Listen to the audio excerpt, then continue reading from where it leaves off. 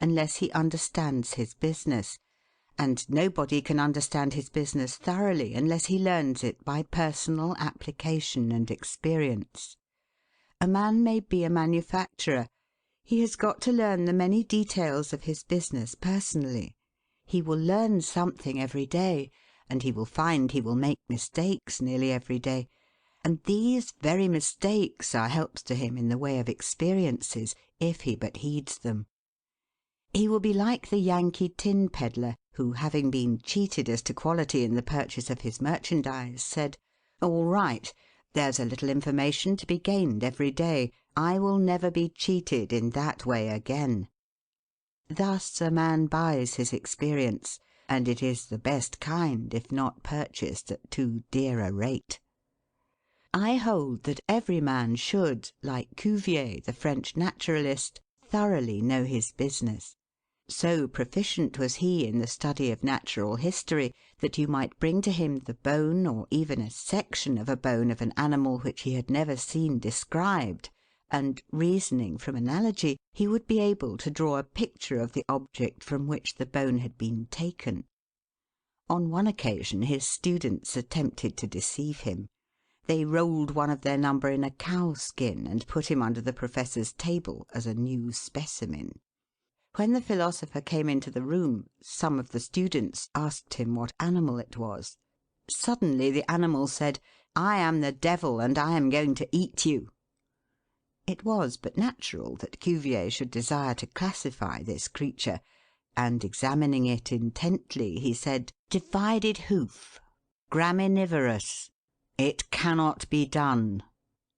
He knew that an animal with a split hoof must live upon grass and grain or other kind of vegetation, and would not be inclined to eat flesh, dead or alive, so he considered himself perfectly safe. The possession of a perfect knowledge of your business is an absolute necessity in order to ensure success. Among the maxims of the elder Rothschild was one, an apparent paradox: "Be cautious and bold." This seems to be a contradiction in terms, but it is not, and there is great wisdom in the maxim. It is, in fact, a condensed statement of what I have already said. It is to say, you must exercise your caution in laying your plans, but be bold in carrying them out. A man who is all caution will never dare to take hold and be successful, and a man who is all boldness is merely reckless and must eventually fail. A man may go on 'change and make $50,000 or $100,000 in speculating in stocks at a single operation, but if he has simple boldness without caution, it is mere chance, and what he gains to-day he will lose to-morrow. You must have both the caution and the boldness to ensure success. The Rothschilds have another maxim: never have anything to do with an unlucky man or place.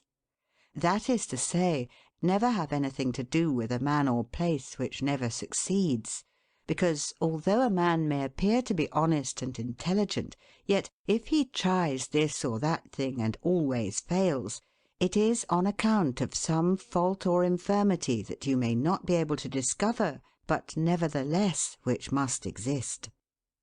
There is no such thing in the world as luck.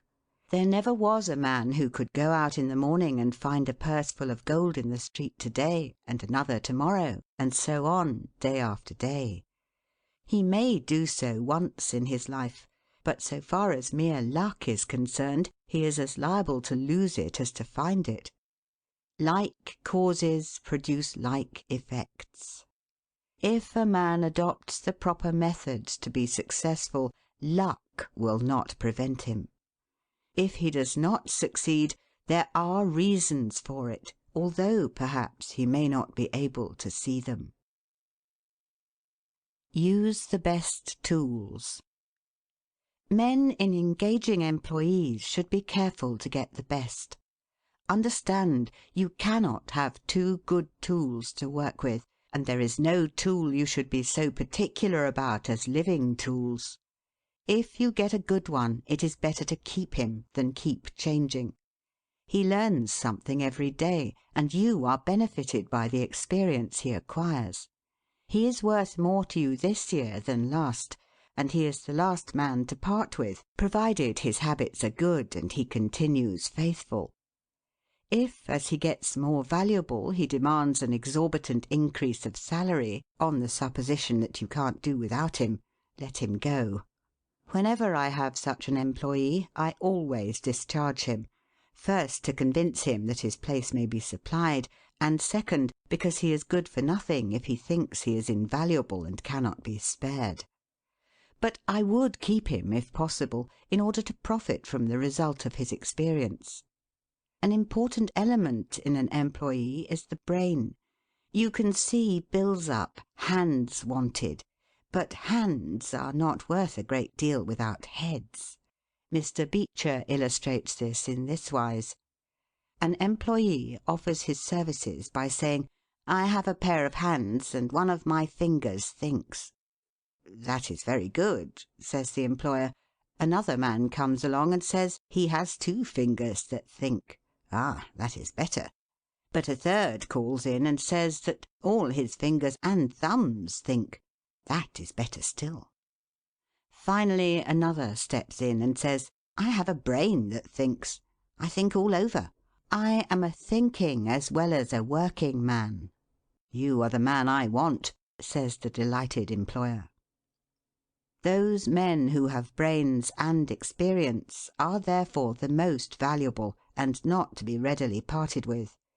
It is better for them as well as yourself to keep them at reasonable advances in their salaries from time to time. Don't get above your business. Young men, after they get through their business training or apprenticeship, instead of pursuing their avocation and rising in their business, will often lie about doing nothing. They say, "I have learned my business, but I am not going to be a hireling. What is the object of learning my trade or profession unless I establish myself?" Have you capital to start with? No, but I am going to have it. How are you going to get it? I will tell you confidentially.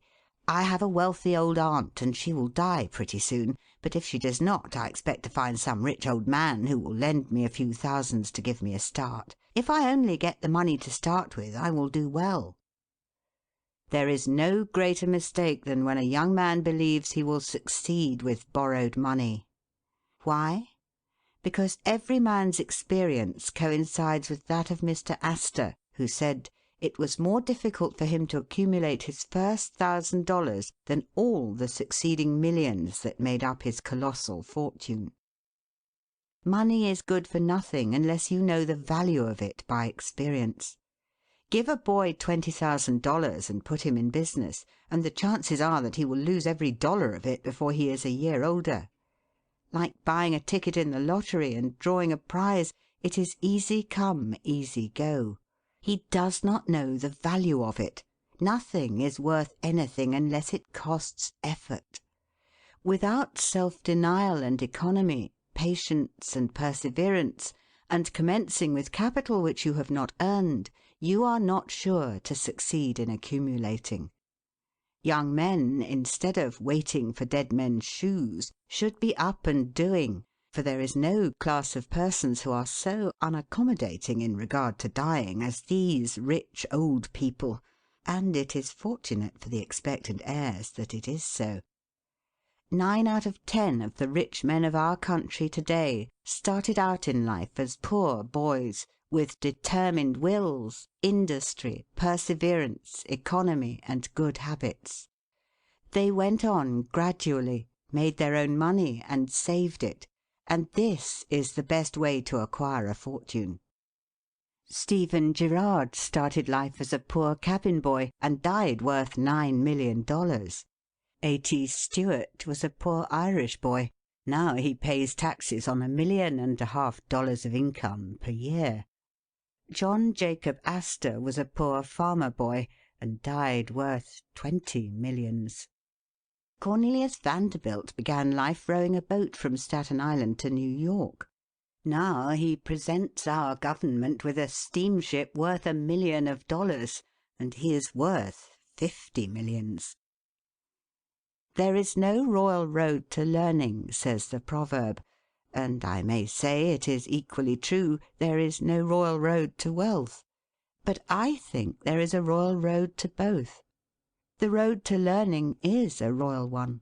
The road that enables the student to expand his intellect and add every day to his stock of knowledge, until, in the pleasant process of intellectual growth, he is able to solve the most profound problems, to count the stars, to analyse every atom of the globe, and to measure the firmament.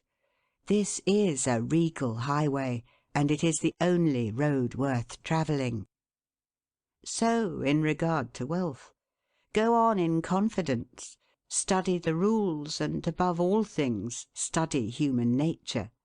For the proper study of mankind is man. And you will find that while expanding the intellect and the muscles, your enlarged experience will enable you every day to accumulate more and more principle, which will increase itself by interest and otherwise, until you arrive at a state of independence. You will find, as a general thing, that the poor boys get rich and the rich boys get poor. For instance, a rich man at his decease leaves a large estate to his family. His eldest sons, who have helped him earn his fortune, know by experience the value of money, and they take their inheritance and add to it. The separate portions of the young children are placed at interest, and the little fellows are patted on the head and told a dozen times a day, "You are rich. You will never have to work. You can always have whatever you wish, for you were born with a golden spoon in your mouth." The young heir soon finds out what that means. He has the finest dresses and playthings. He is crammed with sugar candies and almost killed with kindness, and he passes from school to school, petted and flattered. He becomes arrogant and self-conceited, abuses his teachers, and carries everything with a high hand. He knows nothing of the real value of money, having never earned any, but he knows all about the golden spoon business. At college he invites his poor fellow-students to his room, where he wines and dines them. He is cajoled and caressed, and called a glorious good fellow because he is so lavish of his money. He gives his game suppers, drives his fast horses, invites his chums to fêtes and parties, determined to have lots of good times. He spends the night in frolics and debauchery, and leads off his companions with the familiar song, "We won't go home till morning." He gets them to join him in pulling down signs, taking gates from their hinges and throwing them into backyards and horse-ponds.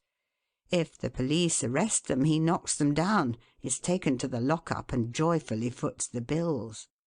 "Ha, my boys," he cries, "what is the use of being rich if you can't enjoy yourself?" He might more truly say, if you can't make a fool of yourself. But he is fast, hates slow things, and don't see it.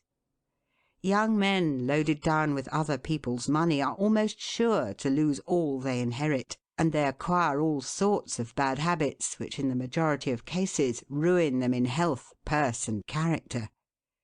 In this country one generation follows another, and the poor of to-day are rich in the next generation, or the third.